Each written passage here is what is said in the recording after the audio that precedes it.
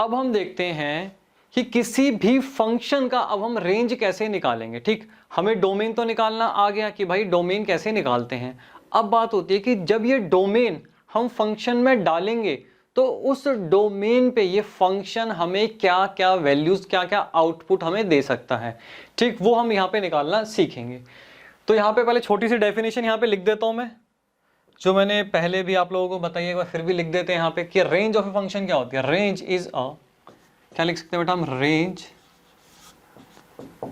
Is a set of, अब तो आपको भी पता होगा, सेट ऑफ आउटपुट वैल्यूज। ठीक, set of output values that function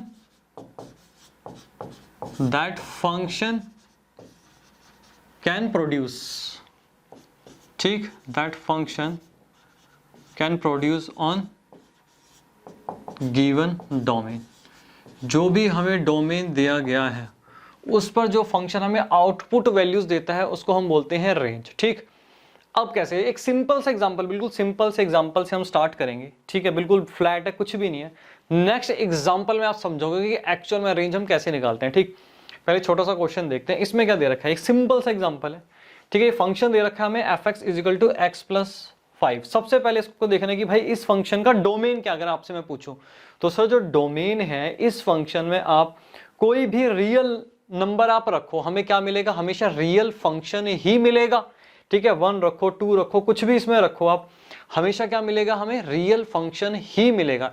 इसका मतलब ये हुआ कि जो डोमेन है हमारा, इस केस में अगर मैं ऐसे देखूं कि भैया डोमेन ऑफ f, इस केस में हमारा बेटा क्या हुआ सर, इस केस में हमारा डोमेन ऑफ f क्या हुआ, -∞ से लेकर ∞ तक हुआ, कुछ भी इसमें रखो। ठीक है जी, अब हम एक बार रख के देखते हैं। फंक्शन हमें क्या मिलेगा, हमेशा डिफाइंड मिलेगा और रियल वैल्यू ही हमेशा मिलेगी, जो अभी हमने समझा। ठीक, जैसे कि मान लो मैंने 1 रखा बेटा, तो क्या मिला मुझे, 1 + 5 = 6 मिला। ठीक, अब मैंने यहाँ पे 2 रखा, ठीक है ना, तो 2 + 5 = 7। ठीक है, 7 मिला। आप कुछ भी इस तरीके से वैल्यू रखते चले जाओ।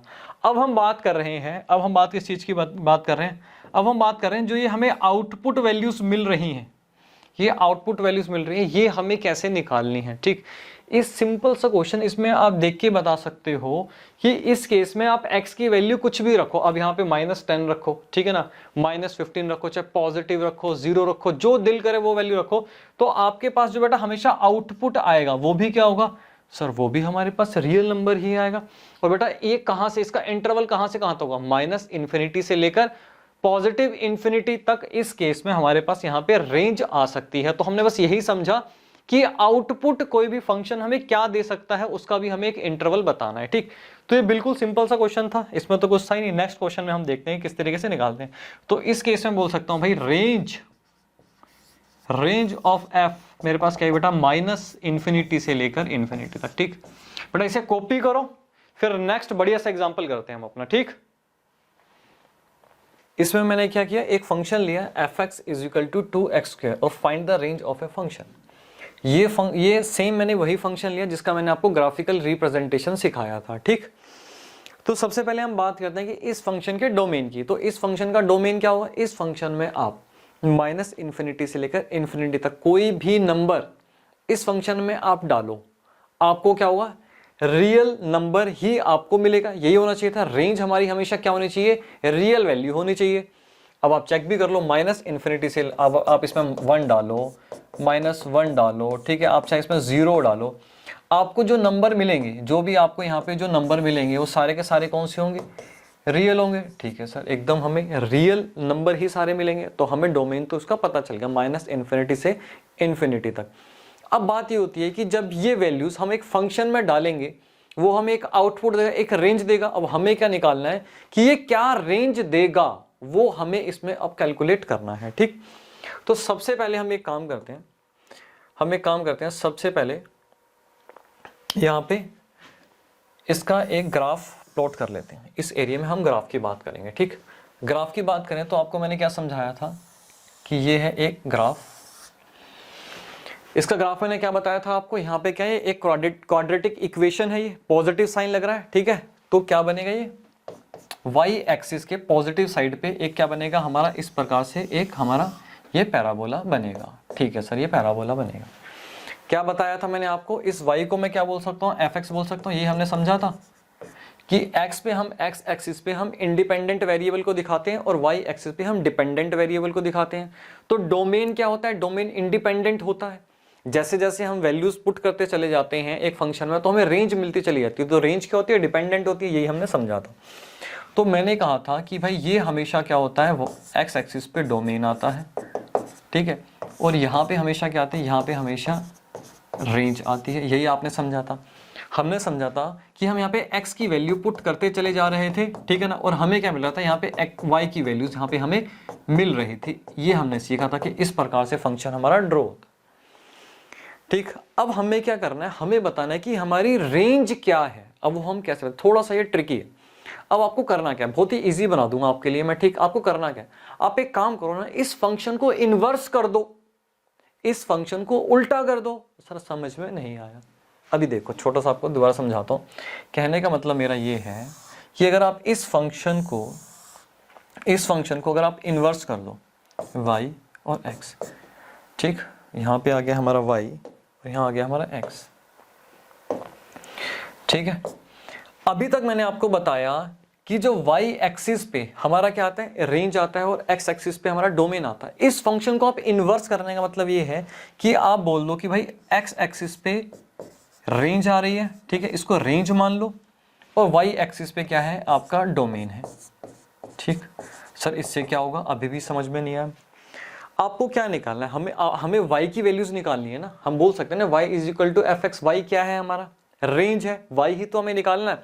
अगर आप यहाँ पे ये चेक कर लो कि हम y की क्या क्या वैल्यूज पुट करें, y की हम क्या क्या वैल्यूज पुट करें, डोमेन हो गया ना अब ये डोमेन हो गया। अब फंक्शन को हमने इन्वर्स कर दिया। अब हम क्या कर रहे हैं, इसमें y की वैल्यू डाल रहे हैं, फंक्शन में हम y की वैल्यू डाल रहे हैं, ठीक। हम देख रहे हैं कि y की वैल्यू अगर हम डालते हैं तो क्या क्या हमें x जो है मिल सकता है। x को क्या मान लिया हमने, यहाँ पे इसको क्या मान लिया हमने, यहाँ पे हमने रेंज मान ली, ठीक है ना। तो क्या क्या हमें x मिल सकता है। रेंज क्या होती है, हमेशा रियल वैल्यू ही होती है, ठीक है सर। तो हमने क्या किया, फंक्शन को इन्वर्स कर लिया। सर अभी भी समझ में नहीं आया, कोई बात नहीं बेटा। अब एक काम करते हैं, तो मैंने क्या कहा, इसको हम बोल सकते हैं भैया ये y है, ठीक है जी, ये y है। x की टर्म में इसको ले आओ, क्या आ गया, इसको करोगे तो आप इस प्रकार से आ जाएगा, ठीक है जी, ये हमारा इस तरीके से आ गया। अब आप क्या करना है, अब हमने क्या किया, यहाँ पे x को क्या किया, हमने फंक्शन देखो यहाँ पे उल्टा कर दिया। अब मैंने क्या किया, x को क्या किया, यहाँ पे मैंने बना दी, x को बना दिया मैंने रेंज, और y को बना दिया मैंने यहाँ पे क्या, डोमेन, इन्वर्स कर दिया। अब मैं देख रहा हूं कि मैं y क्या क्या पुट करूं, y क्या क्या मैं यहाँ पे पुट कर सकता हूं। चलो यहां से देखते हैं। यहां से जब हमने देखा तो हमें पता चला कि जो हम y क्या पुट कर सकते हैं, भाई y हम क्या कर सकते हैं, y हम 0 से लेके 1 2 3 इंफिनिटी तक हम यहाँ पे कुछ भी पुट कर सकते हैं। नेगेटिव वैल्यू अगर हम पुट करेंगे, नेगेटिव वैल्यू पुट करेंगे तो क्या होगी, वो रियल वैल्यू नहीं आएगी। बट रेंज जो होती है हमेशा, क्या होनी चाहिए, रियल वैल्यू होनी चाहिए। तो हम 0 तो पुट कर सकते हैं क्योंकि x इक्वल टू 0 आ जाएगा, और 0 हमारा एक रियल नंबर है। तो 0 से हमें ग्रेटर रखना पड़ेगा, इन्फिनिटी तक हम कोई भी वैल्यू इसमें रख सकते हैं। ये क्या मिला मुझे, y की वैल्यूज मिल गई। तो बेटा जो मुझे y की वैल्यू मिल गई, मुझे यही तो निकालना था। मैंने फंक्शन को इन्वर्स कर दिया और मुझे मिल गया भाई मैं क्या क्या पुट कर सकता हूं। अब मैं यहाँ पे एक चीज लिखूंगा, आपको समझना है कि वो मैंने क्या लिखा। मैं यहाँ पे लिख रहा हूं कि range of original function is equal to domain of its inverse function, ठीक, domain of its inverse function. इस बात को समझने की कोशिश करो। जब मैंने इस फंक्शन को इन्वर्स कर दिया तो ये क्या हो गया, ये डोमेन बन गया, y एक्सिस क्या बन गया, डोमेन बन गया, ठीक है जी।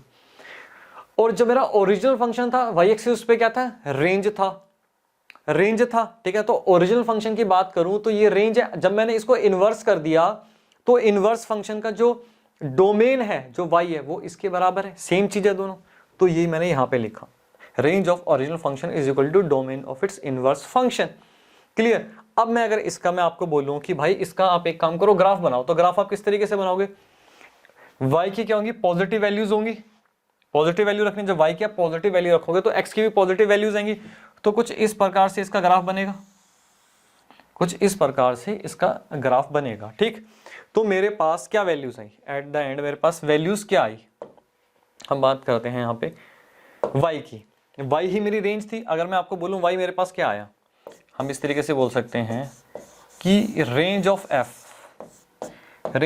मेरे पास क्या आया, 0 से लेके, 0 को इंक्लूड करना है, ठीक है जी, 0 को इंक्लूड करना है, 0 से लेकर इन्फिनिटी तक, ठीक। क्लियर हुआ, क्लियर हुआ। और जो ये क्या था, ये तो मेरा y था। क्लियर हुआ सर, बिल्कुल क्लियर। इसमें एक छोटी सी और है, जो बच्चे कंफ्यूज होते हैं वो मैं आपको और समझा देता हूँ एक बार। बच्चे कई बार ये बोलते हैं कि सर आपने तो सोल्व करके दिखाया मैथमेटिकली, वो तो हमें समझ में आ गया, बट इसमें एक चीज देखो, अगर मैं इन्वर्स करूं तो कुछ इस प्रकार से लगता है कि फंक्शन हमारा ऐसा बन रहा था, ठीक।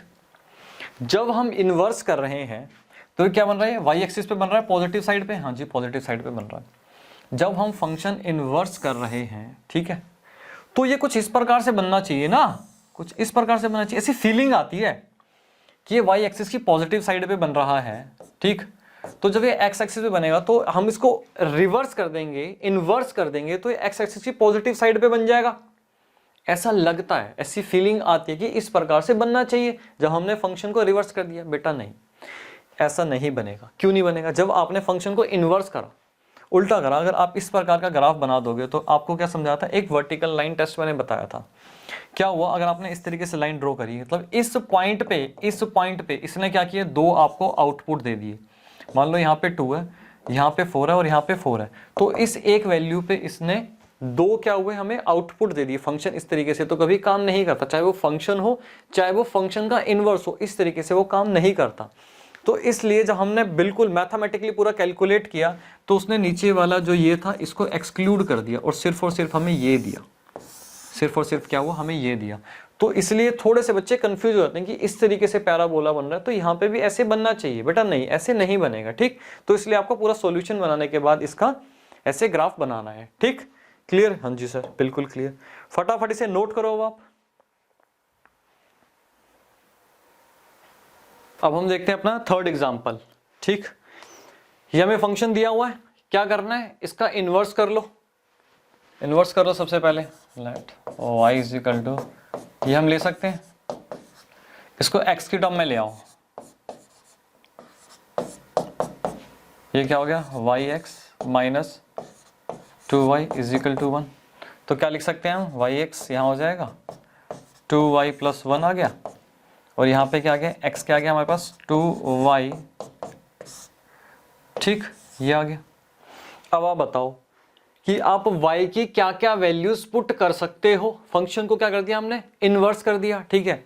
तो सर y की हम कोई भी वैल्यू पुट कर सकते हैं, बस y की हम 0 वैल्यू पुट नहीं कर सकते। अगर हमने y की 0 वैल्यू पुट कर दी तो क्या आ गया, हमारा जो रेंज आएगी इनवर्स फंक्शन की, जो हमारी रेंज आएगी वो क्या आ जाएगी, नॉट रियल, नॉट डिफाइंड आ जाएगी। और हमें क्या चाहिए, हमेशा रियल चाहिए, ठीक है जी।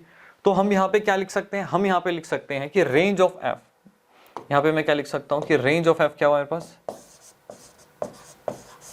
रेंज ऑफ f क्या हुई, ऑल रियल नंबर्स एक्सक्लूडिंग 0, ठीक। क्लियर हुआ, इसको फटाफट नोट करो, फिर अगला देखते हैं एग्जांपल।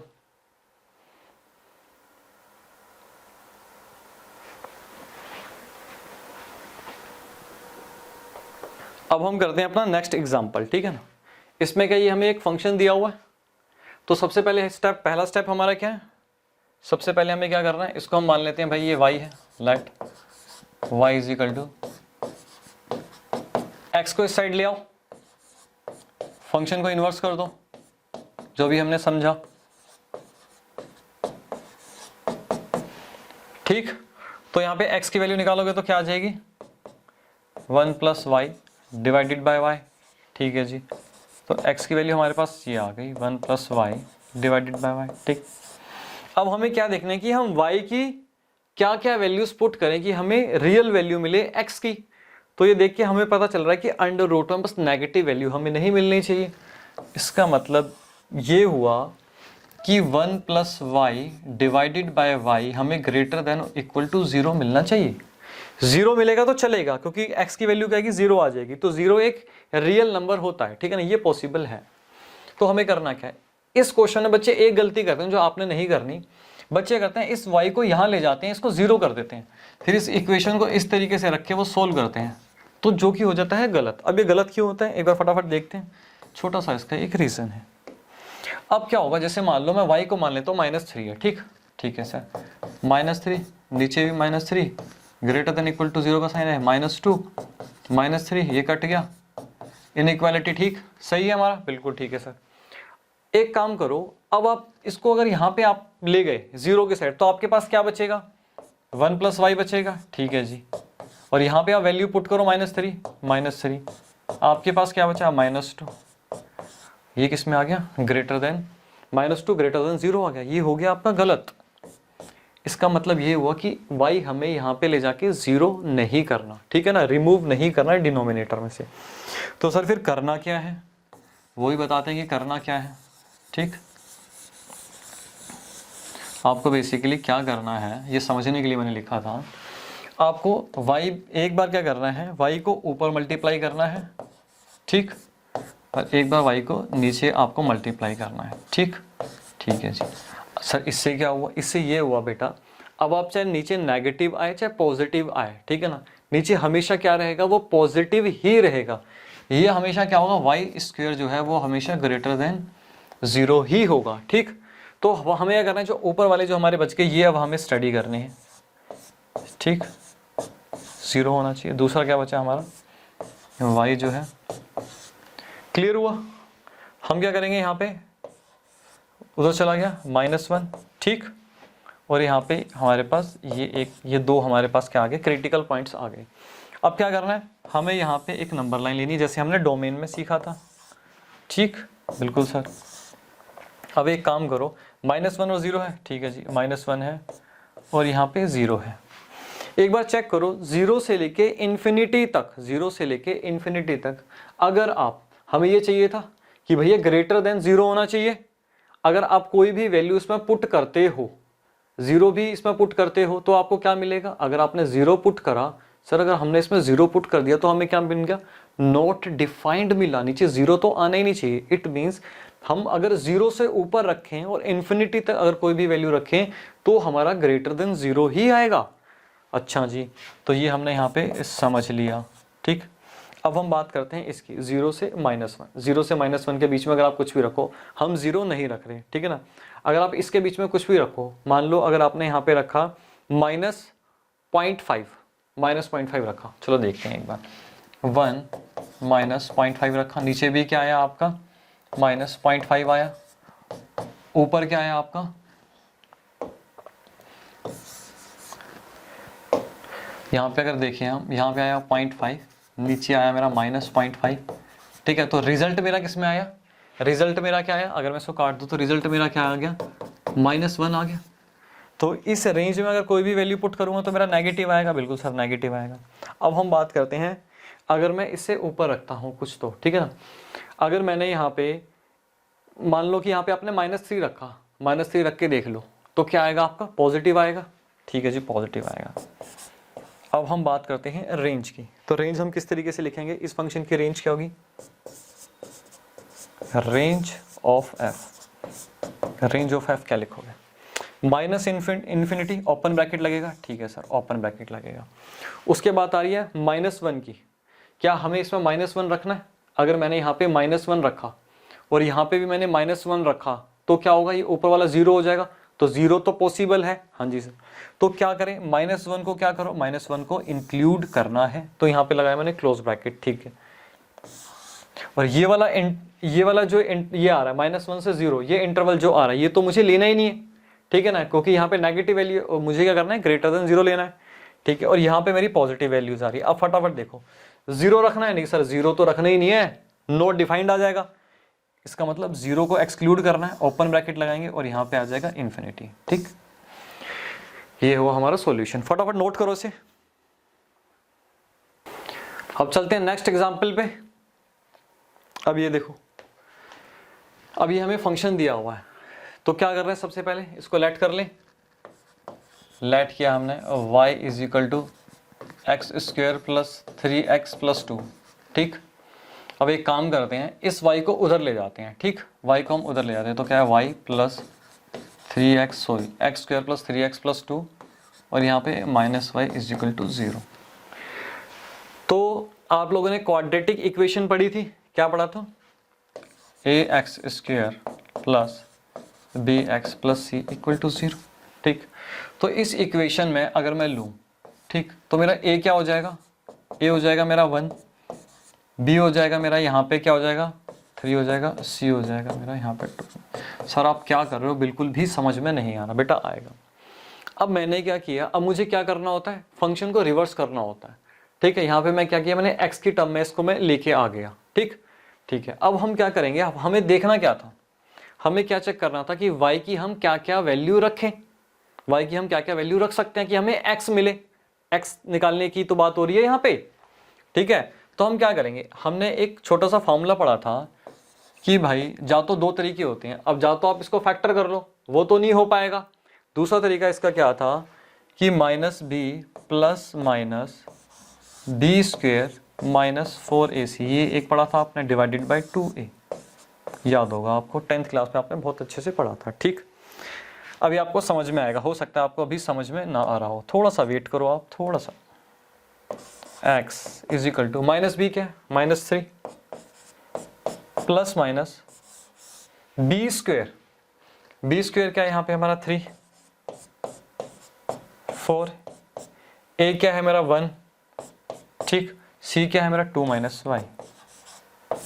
ठीक है सर, और नीचे क्या आ रहा है 2a, 2 मल्टीप्लाई 1। मुझे आप बताओ हमें क्या देखना, हमें यही तो देखना है कि हम y की क्या क्या वैल्यूज पुट करें कि हमें x जो है रियल वैल्यू मिले, यही तो इतनी से देखना है। अब फंक्शन को मैंने क्या कर लिया, इन्वर्स कर लिया, क्वाड्रेटिक बना के मैंने फंक्शन को इन्वर्स कर लिया। इतना तो मैं मान के चलता हूं कि आपको पता होगा कि भाई ये फार्मूला कुछ होता है, इससे हमें कुछ मिलता है। ठीक, 10th क्लास में आपने पढ़ा है, तो यही तो चाहिए हमें। अब यहाँ पे आप y की वैल्यूज पुट करते चले जाओ और यहाँ पे क्या मिलेगा आपको, x की वैल्यूज मिलती चली जाएंगी। यही हमने देखना था, फंक्शन हमने इन्वर्स किया था। ठीक है सर, तो क्या रख सकते हैं हम y की वैल्यू, अगर हम देखें तो y की वैल्यू हम कुछ भी रख सकते हैं। बस एक चीज का ध्यान देना है कि इस अंडर रूट में नेगेटिव वैल्यू नहीं आनी चाहिए। यही तो समझ रहे हैं कि इस अंडर रूट में नेगेटिव वैल्यू नहीं आनी चाहिए। इसका मतलब ये हुआ कि हम यहाँ पे हम क्या चेक करेंगे, अब हम यहाँ पे चेक करेंगे कि जो ये है 3 स्क्वायर माइनस, ठीक, 4 मल्टीप्लाई 2 माइनस वाई, ये क्या होना चाहिए, ग्रेटर देन और इक्वल टू 0 होना चाहिए, ग्रेटर देन और इक्वल टू 0 होना चाहिए। ठीक है जी, फटाफट चेक करते हैं। यहाँ पे 9 आया, minus 8 plus 4y greater than equal to 0। ठीक, अब यहाँ पे y की वैल्यूज क्या आ जाएगी, यहाँ पे क्या आ गया हमारे पास 1 आ गया, प्लस 4y आ गया ग्रेटर देन इक्वल टू 0, और y मेरे पास आ गया -1/4। तो वैसे रेंज का पता क्या होता है, रेंज जब भी निकालनी होती है इसका मतलब होता है कि मिनिमम वैल्यू बताओ क्या है और मैक्सिमम वैल्यू क्या है। रेंज क्या है किसी फंक्शन की, वो नीचे की साइड डाउन साइड कितना जा सकता है और अप साइड कितना जा सकता है। तो ये डाउन साइड मैक्सिमम -1/4 जा सकता है, इससे ये डाउन नहीं जाएगा। 1/4 बोले तो अगर मैं वैसे लिखूं तो ये -0.25 तक ही डाउन जाएगा, इससे ये नीचे नहीं जाएगा। ठीक, तो सर आपने जो इतना बड़ा फार्मूला लिखा, एक सिंपल सी बात यहाँ पे लिख दो ना। क्या लिखें बेटा, एक सिंपल सी बात हम यहाँ पे लिख देते हैं ना, हम यहाँ पे ये एक बात लिख देते हैं कि भैया बी स्क्वेयर माइनस 4ac, ठीक है, ग्रेटर देन और इक्वल टू 0 होना चाहिए। हम पूरा फार्मूला क्यों लिखें बार बार, बेटा बिल्कुल सही पकड़ा आपने कि यही तो हमें मेन चीज चाहिए, यही तो चाहिए। ठीक, तो अगली बार से हम ये पूरा क्या कहते हैं फार्मूला नहीं लिखेंगे, बी स्क्वायर माइनस 4ac की ही हम बात करेंगे। अब सर हम कैसे मान लें कि जो आपने ये निकाला यही इसकी मिनिमम रेंज है। बेटा चेक भी कर लेते हैं एक बार, फटाफट इसको पहले नोट करो, फिर आपको मैं चेक भी करवाता हूं कि इस फंक्शन में आप कोई भी डोमेन डालो, जो मन करे वो वैल्यू डालो, आपको -0.25 से नीचे मिलेगी नहीं। ठीक, नोट कर लिया ये? हाँ जी सर बिल्कुल हमने नोट कर लिया। चलो एक बार इसको चेक करते हैं। ठीक, इसको यहाँ पे हम क्या कर रहे हैं, चेक कर रहे हैं फटाफट यहाँ पे। अब यहाँ पे क्या, हमें कुछ वैल्यूज दी गई हैं, देखो हम एक बार रख के देखेंगे -1.4, फिर रखेंगे -1.5, फिर रखेंगे -1.6। ठीक, ये अलग अलग वैल्यूज हम रखेंगे। फटाफट आप एक काम करो, पहली वैल्यू यहाँ पे रखो जी भैया -1.4। ठीक, -1.4 का स्क्वायर प्लस यहाँ पे क्या आ गया 1.4 माइनस में +2। इसको आप सोल्व करो, इसको जब आप सोल्व करोगे तो आपको मिलेगा -0.24। चेक कर लो, इसको आप सोल्व करोगे तो आपको ये वैल्यूज की मिलेगी। ठीक, नेक्स्ट वैल्यू पे एक बार हम चेक कर लेते हैं।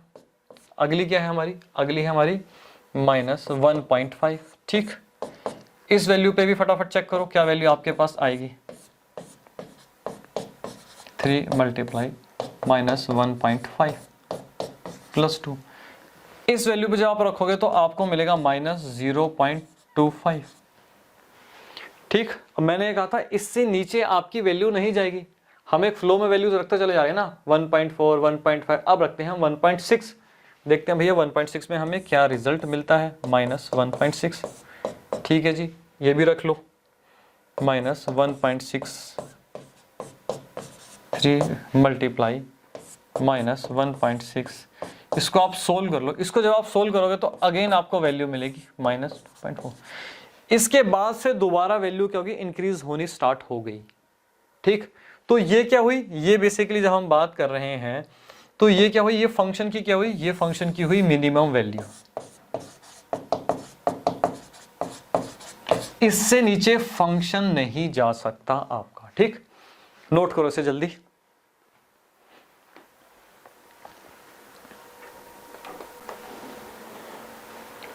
कर लिया कॉपी, चले नेक्स्ट एग्जाम्पल पे। चलो जी, अब हम ये देखते हैं अपना एग्जाम्पल 6। ठीक, सबसे पहले हमें क्या करना है, सबसे पहले हम एक काम करते हैं, इसको क्या मान लेते हैं, लेट कर लो, let y is equal to, y क्या हो जाएगा आपका,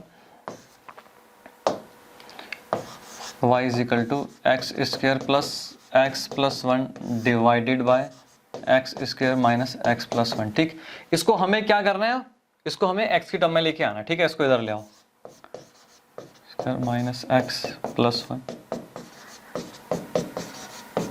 1। ठीक, तो क्या आ जाएगा आपका yx² minus yx plus y is equal to x² plus x + 1। ठीक, इस x² को इधर ले आओ, x² को अगर आप इधर ले आओगे, x² आपका कॉमन आ जाएगा और बच जाएगा y - 1। ठीक, अब x को इधर ले आए आप। ठीक, तो आपने ले लिया x कॉमन, यहाँ बचा -y और -1। ठीक, यहाँ आ जाएगा y - 1 इज इक्वल टू 0। ठीक, क्या हुआ, ये हमारे पास क्वाड्रेटिक इक्वेशन आ गई। a क्या आ गया हमारे पास, अगर देखें a आ गया हमारे पास y - 1, b आ गया -y - 1, c हमारे पास आ गया y - 1। अब हम यहाँ पे x का पूरा फॉर्मूला लिखें, x का -b plus minus √b² - 4ac divided by 2a। नहीं सर, पूरा लिखने की जरूरत नहीं है, अभी तो आपने बताया कि सिर्फ एक ही चीज हम चेक कर लेते हैं ना, पूरा लिखने की जरूरत ही क्या है कि b² - 4ac > 0 होना चाहिए। ठीक है, अगर ये कंडीशन सेटिस्फाई होगी तो हमें क्या होगा, y की वैल्यू मिल जाएंगी। ठीक है जी, इसी को हम चेक कर लेते हैं एक बार। तो रखो भैया b² क्या है हमारा, b ये रहा -y - 1 स्क्वायर b² - 4, a क्या आ गया मेरा y - 1। ठीक है जी, c क्या है y - 1, ये क्या होना चाहिए, > 0 होना चाहिए। करो इसको सोल्व, क्या आ गया y² 1 + 2y, और ये क्या आ गया y² + 1 - 2y > 0 आना चाहिए। सोल्व करो इसको, y² + 1 + 2y, और यहाँ से क्या आ जाएगा -4y² आ जाएगा, -4 + 8y > 0। ठीक, इसको एक बार चेक कर लेते हैं, यहाँ पे सोल्व कर लेते हैं, क्या आ जाएगा यहाँ पे y², तो यहाँ पे आ गया -3y²। ठीक, और y हो गया और 8 हो गया, यहाँ पे आ गया 10y। ठीक है, और यहाँ पे आ गया आपका -3 > 0। अब हमें क्या करना है, जो नेगेटिव साइन आ रहा है ना वाई स्क्वायर को हमें पॉजिटिव बनाना है, ठीक है ना। इसको हम प्रॉपर एक क्वाड्रेटिक इक्वेशन बना लेते हैं पॉजिटिव वाली।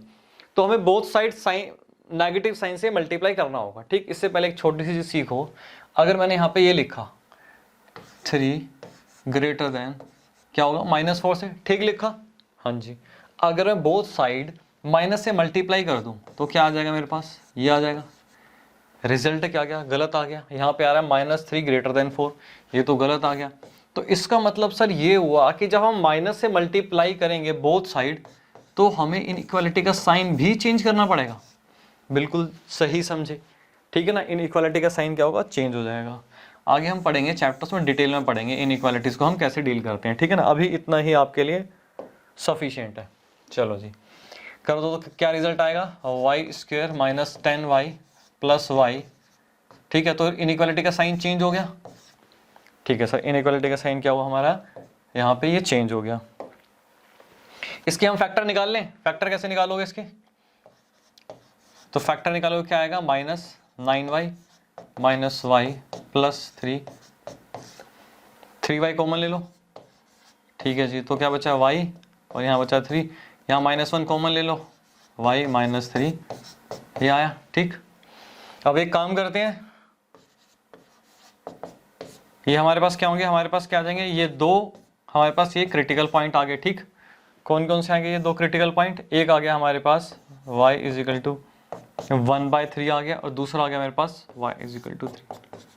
ये दो क्रिटिकल पॉइंट आ गए। अब क्या करना है सर, इसको फटाफट नंबर लाइन पे प्लॉट कर लो और चेक करो कौन से इंटरवल पे पॉजिटिव आ रहा है और कौन से इंटरवल पे हमारा नेगेटिव साइन आ रहा है, ठीक। तो 1/3 यहाँ पे हो जाएगा हमारा 1/3 और यहाँ पे हो गया हमारा 3, ठीक।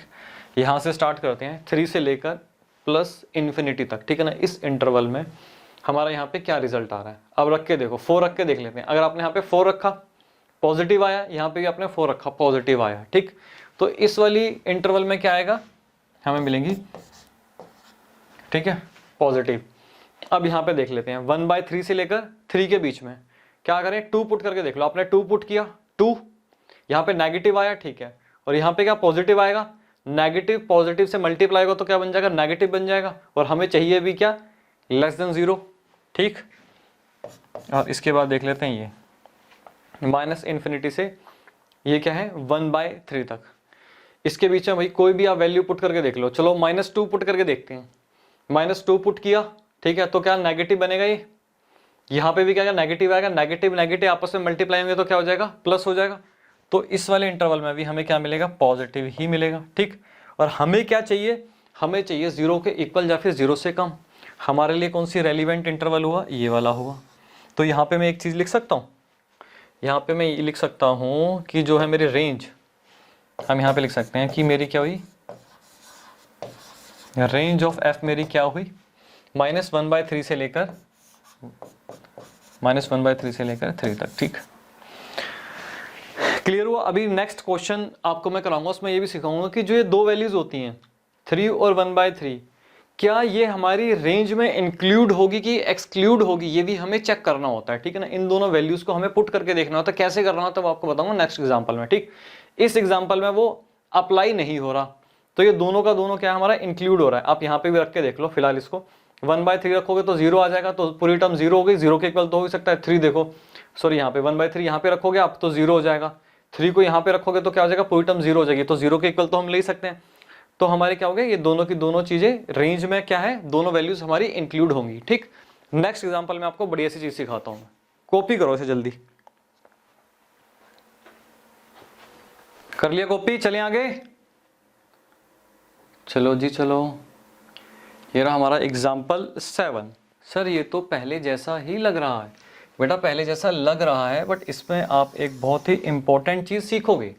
हमें क्या करना है, सबसे पहले हम क्या करें, लेट कर लें इसको, let y = x² + x + 2 divided by x² + x + 1, ठीक। इसको इस साइड ले आओ, y x² + x + 1 = x² + x + 2, ठीक। सोल्व करें इसको, yx² + yx + y x square plus x plus 2, ठीक। एक्स स्क्वायर को इस साइड ले आओ, एक्स स्क्वायर कॉमन आ जाएगा, वाई माइनस 1 बचेगा, एक्स ले आओ यहाँ पे, एक्स कॉमन आ गया, वाई माइनस 1, और ये क्या है हमारे पास, वाई माइनस 2, ठीक। ये हमारी आ गई क्वाड्रेटिक इक्वेशन। क्लियर, ठीक है सर। तो हमारे यहाँ पे हम लिख सकते हैं ए क्या आ गया हमारे पास, ए आ गया हमारे पास वाई माइनस 1, ठीक। बी भी क्या आ गया हमारे पास, वाई माइनस 1, सी आ गया हमारे पास वाई माइनस 2। क्या चेक करना है sir, b square minus 4ac, b square minus 4ac greater than equal to 0 होना चाहिए, हमें ये चेक करना है। बिल्कुल ठीक बेटा। तो क्या करें भैया, बी क्या है, वाई माइनस 1 का स्क्वायर माइनस 4a क्या है, वाई माइनस 1, और सी क्या है, वाई माइनस 2, ठीक। सोल्व करें इसे, ठीक है सर, सोल्व कर लेते हैं। वाई स्क्वायर 1 माइनस 2y, ठीक है जी। इसको भी सोल्व करें, वाई स्क्वायर, ठीक, minus 2y minus y plus 2, ठीक। क्या आ गया, Y square plus 1 minus 2y। ये भी अंदर से सोल्व कर लेते हैं इसको, क्या आ रहा है, y square minus 3y plus 2, ठीक। आगे क्या है, y square plus 1 minus 2y minus 4y square, 4 3 12, और यहाँ पे आएगा माइनस 8, ठीक। एक बार देख लेते हैं, वाई स्क्वायर यहाँ पे आ गया माइनस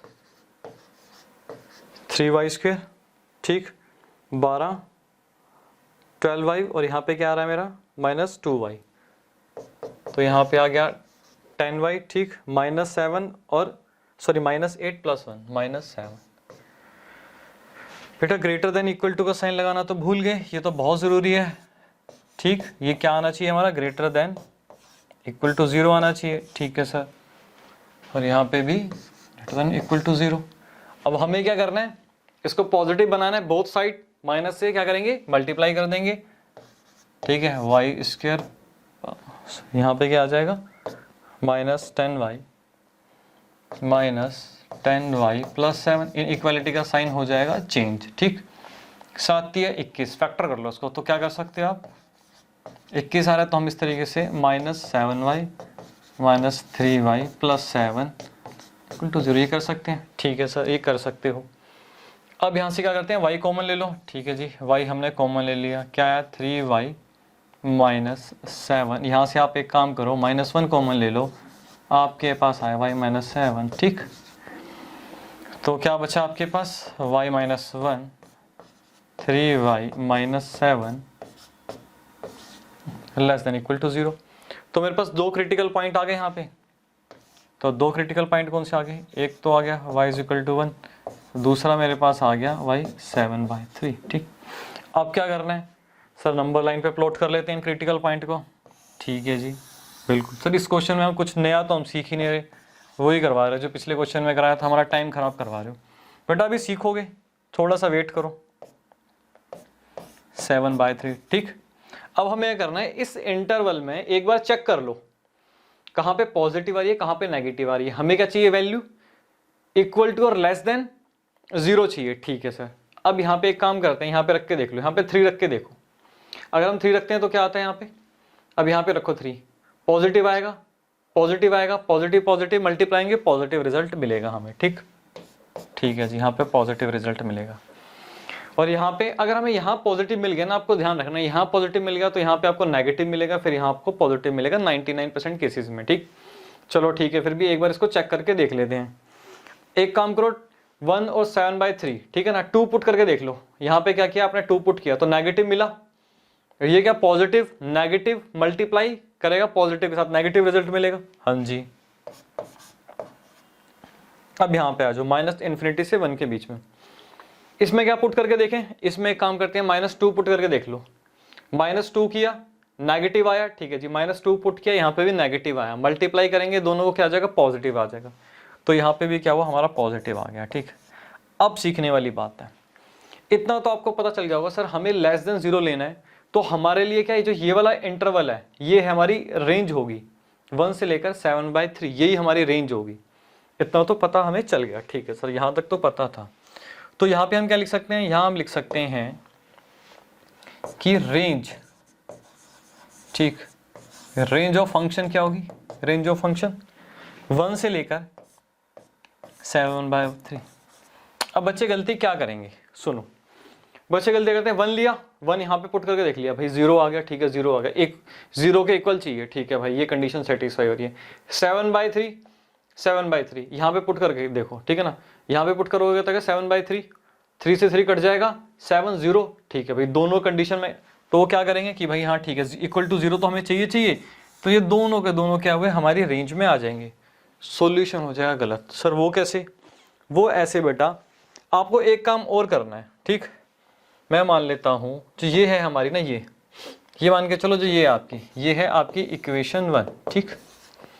जब भी आपके ये रिजल्ट आते हैं, ठीक, ये बेसिकली क्या है, y की वैल्यूज तो आई, y की तो हम रेंज निकाल रहे हैं, 1 और 7/3 y की वैल्यू ही तो होगी, हाँ सर वैल्यू होगी। अगर ये y की वैल्यू होंगी और अगर मैं इसको इस इक्वेशन में, ठीक है ना, इस इक्वेशन में पुट करूंगा तो यहाँ पे सेटिस्फाई होना चाहिए, हाँ सर सेटिस्फाई होना चाहिए। तो एक काम करो ना, 1 को पुट करके देख लो यहाँ पे क्या आ रहा है, ठीक है सर एक बार देख लेते हैं। यहाँ पे आपने 1 पुट किया तो क्या हो गया, 0 हो गया, हाँ जी सर 0 हो गया, इधर आ जाओ। यहाँ 1 पुट किया क्या होगा, ये पूरी टर्म 0 हो गई, ठीक है जी 0 हो गई। अब यहाँ पे आ जाओ, यहाँ 1 पुट किया तो क्या आ गया, यहाँ पे 1 आ गया, -2 = 0, क्या आ गया, -1 = 0। क्या आपकी जो ये रिजल्ट आया ठीक आया, नहीं सर ये तो गलत रिजल्ट आया। इसका मतलब ये हुआ बेटा कि जो 1 की वैल्यू है ये y की वैल्यू नहीं है, y इसका क्या करेंगे, रेंज से हम इसको एक्सक्लूड करेंगे, ठीक। और 7/3, ठीक है, 7/3 यहाँ पे हम पुट करते हैं तो 0 नहीं आएगा, यहाँ पे भी 0 नहीं आएगा। तो सर किस तरीके से हमें पता चलेगा, आपको सिर्फ एक ही चीज देखनी है कि जब भी आप ये वैल्यू पुट करके देखो, अगर ये दोनों टर्म 0 हो जाती है, ये दोनों टर्म आपकी 0 हो जाती है, इसका मतलब ये हो कि y की भी यहाँ पे कोई ना कोई वैल्यू पुट होगी और वो इक्वल टू 0 के इक्वल वो नहीं आएगा, ठीक है ना। ये दोनों टर्म आपकी अगर 0 हो गई तो वो वैल्यू हमें क्या करनी है, अपनी रेंज से एक्सक्लूड करनी है, ठीक है सर समझ में आ गया। तो क्या समझ में आया, ये समझ में आया कि भाई 1 की वैल्यू क्या करना है, यहाँ पे एक्सक्लूड करना है और ओपन ब्रैकेट लगाना है हमें। 7/3 अगर आप रख के भी देखते हो ना, इसमें आप रख के देखो, y की वैल्यू 7/3 -1, y की वैल्यू 7/3, तो ये 0 नहीं हो रहे, इसका मतलब यह है कि ये हमें 7/3 की वैल्यू को इंक्लूड करना है, ठीक। यही एक आपके लिए इंपॉर्टेंट पॉइंट था। क्लियर, ठीक है सर क्लियर हो गया, कॉपी करो, कर लिया कॉपी, चले आगे, चलो सर चलो आगे चलो, ठीक है जी। ये आ गया एग्जाम्पल 8 हमारे पास। अब आप कहोगे सर एक जैसे क्वेश्चन करवा रहे हो, हमारा टाइम खराब करवा रहे हो। बेटा एक जैसे क्वेश्चन, ये भी एक नया क्वेश्चन है। अब इसमें नया क्या है, आपको क्वेश्चन को हमेशा ध्यान से देखना है। अगर आपको देखना है कि या क्या यहाँ इसका फैक्टर पॉसिबल है, क्या डिनोमिनेटर में भी फैक्टर पॉसिबल है, अगर पॉसिबल है हम इसका फैक्टर निकाल सकते हैं, तो हमें क्या करना है, सबसे पहले इनका फैक्टर निकालना है, फिर आगे इसको सोल्व करना है, ठीक है जी। तो मैं इसको मान सकता हूँ लेट y = क्या कर सकते हैं इसको, x² - 4x - 5 x² - 2x - 3, ठीक। इसका हम फैक्टर करेंगे तो कैसे आएगा, -5 आ रहा है, हम इसको इस तरीके से लिख सकते हैं, -5x + x - 5। हाँ जी सर इसको हम ऐसे लिख सकते हैं। इसको हम कैसे लिख सकते हैं, इसको हम लिख सकते हैं -3x + x - 3, ठीक। अब आप एक काम करो, x कॉमन ले लो, x कॉमन ले लिया, x - 5 आया, ठीक, और यहाँ पे भी आ गया मेरे पास x - 5, ठीक है जी। और यहाँ पे आप एक काम करो, यहाँ भी x कॉमन ले लो, ठीक है जी, x कॉमन ले लिया, x - 3 आया 1, यहाँ पे भी मेरे पास क्या आया, x - 3 आ गया, ठीक। तो रिजल्ट क्या बचा, रिजल्ट आया मेरे पास x + 1 आया, और यहाँ आया x - 5 सॉरी, यहाँ पे आया मेरे पास x + 1, ठीक, ठीक है सर। और यहाँ क्या है, x - 3 है। इसको मैं लिख रहा हूँ इक्वेशन, ये मैंने इन दोनों के फैक्टर निकाल दिए, ठीक। हाँ जी सर। अब हम क्या कर सकते हैं, अब मैं इसको इससे कट कर सकता हूँ, ठीक है सर, इसको हम इसको कट कर सकते हैं, ठीक है। क्या आया, x - 5 और x - 3, इसको मैं लिख रहा हूँ सेकंड इक्वेशन।